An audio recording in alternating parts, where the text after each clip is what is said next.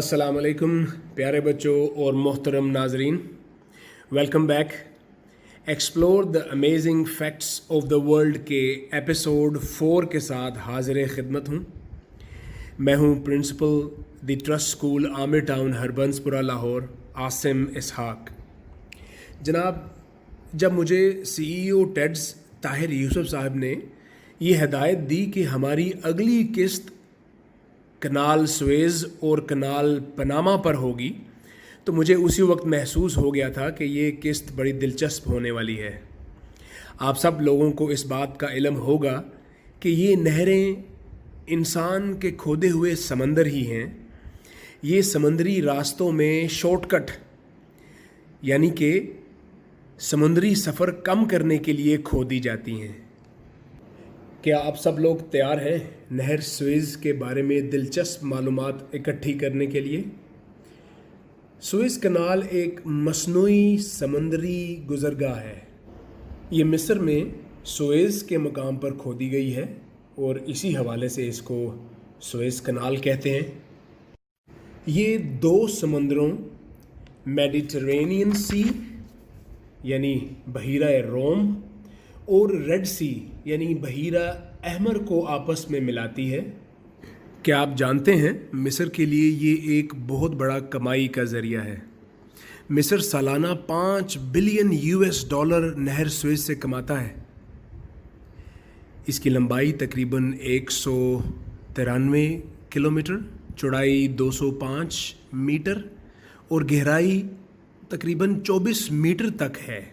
मगर दिलचस्प बात यह है कि इससे समंदरी सफ़र में कितनी कमी आई और इंसान को तिजारत और सफ़र में इसके बनने से कितना फ़ायदा पहुंचा।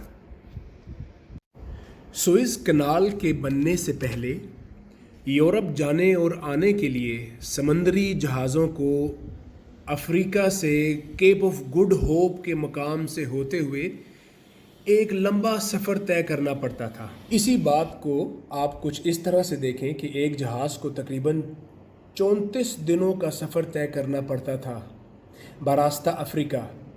अब सुएज़ कनाल के बनने से ये सफ़र 6 से 7 दिनों में मुकम्मल हो जाता है।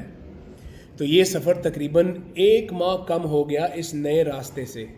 बच्चों, अब बारी है दुनिया के अजूबों में से एक अजूबे की। इंसानी अकल और इंजीनियरिंग के इस शाहकार को पनामा कनाल बोलते हैं। ये जदीद अमरीकी इंजीनियरिंग का शानदार नमूना है। तकरीबन 82 किलोमीटर तक फैली हुई एक मसनूई गुज़रगाह जो अटलांटिक ओशन बहरे ओकेयानूस को पैसिफिक ओशन बहरुल काहिल से मिलाती है।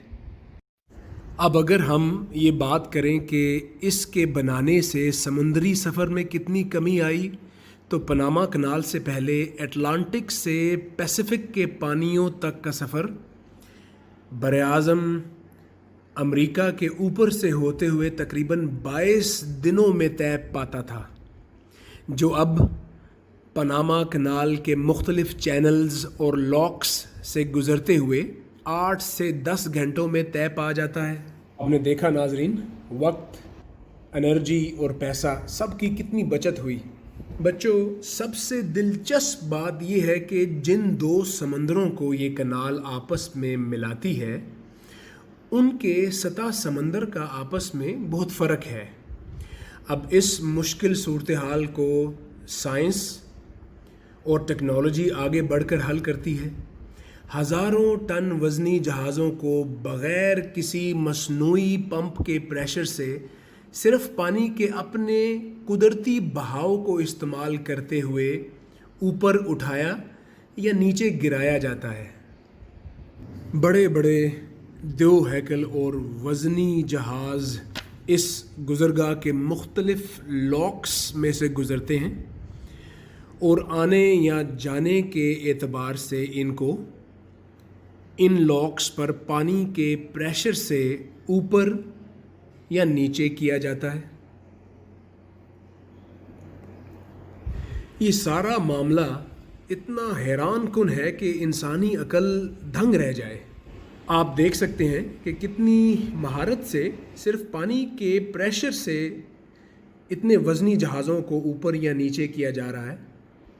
حقیقت میں ہوتا کچھ یوں ہے کہ گیٹون لیک ایک بلند مقام ہے جس کو پار کرنے کے لیے سمندری جہاز یہاں سے گزرتے ہیں، تو اس بلند پانی کے دباؤ کو استعمال کرتے ہوئے اس پانی کو مختلف خانوں میں بھرا یا نکالا جاتا ہے، جس کی مدد سے جہازوں کو اوپر یا نیچے لایا جاتا ہے۔ ایک جہاز اس مقام پر 25 میٹر کی بلندی تک اوپر یا نیچے کیا جاتا ہے، جو ایک 8 منزلہ عمارت پر چڑھنے یا اترنے کے برابر ہے۔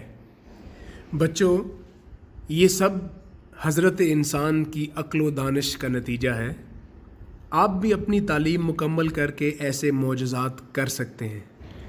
کیا آپ جانتے ہیں کہ ایسی ایک تیسری نہر کھودنے کا منصوبہ بھی زیر بحث ہے؟ جی، یہ ہے استنبول کنال۔ نام سے ہی آپ جان گئے ہوں گے کہ یہ ترکی میں استنبول کے مقام پر بنائی جائے گی۔ یہ 2 سمندروں بلیک سی اور سی آف مارمارا کو آپس میں ملائے گی۔ 45 کلومیٹر لمبی اس نہر کا مقصد اسٹریٹ آف باسفورس یعنی آبنائے باسفورس پر آمد و رفت کے دباؤ کو کم کرنا ہوگا۔ کیا آپ جانتے ہیں ایسی ہی ایک نہر پاکستان میں بھی پائی جاتی ہے؟ ہاں جی، حیران ہو گئے نا؟ یہ ان نہروں کی طرح سمندر میں نہیں بلکہ خشکی پر موجود ہے۔ یہ ہماری موٹر ویز ہیں۔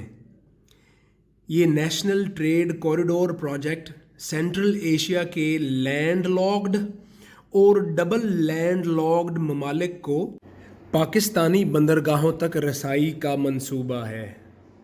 بچوں، لینڈ لاکڈ وہ ملک ہوتے ہیں جن کے چاروں طرف خشکی ہو، اس ملک کی سرحدوں میں کوئی بندرگاہ موجود نہ ہو، اور ڈبل لینڈ لاکڈ وہ ممالک ہیں جو لینڈ لاکڈ ممالک سے گھرے ہوں، یعنی اس کے ہمسایہ ممالک میں بھی کوئی سمندر نہ لگتا ہو۔